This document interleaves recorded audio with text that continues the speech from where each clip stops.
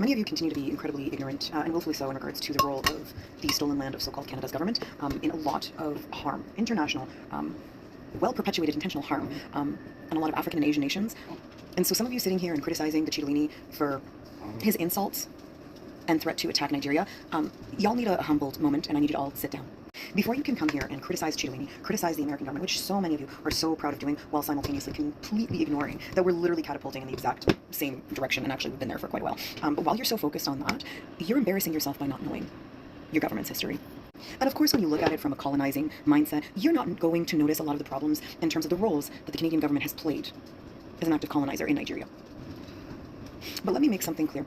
I have friends in Nigeria, and there has been destabilization now, or an increase in the destabilization now, and some dangers now for the last 2 years. Not many people have talked about it. I've touched on it and listed it among the countries that are currently in distress that we are ignoring. But I think it's a pretty good opportunity for me to really bring it up right now, because the fact is, we not only exploit a lot of Nigerian resources.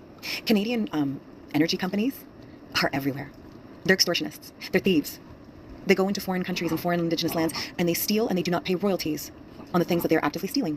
And then when we talk about specifically some of the political violence or generalized violence and unrest in Nigeria, we cannot talk about Nigeria without talking about our role in Libya, and specifically our role and contributions to Boko Haram.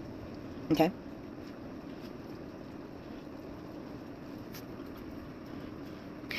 Google is readily accessible, and although it is still very much, beige and blanded for your unmelanated taste buds, you could use other search engines and actual do proper research. You could go to libraries, you could read on these things.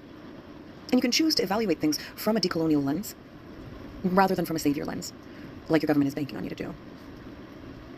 So while you're busy pointing fingers at Chidolini and our neighbors down south, I really need you to sit the F down.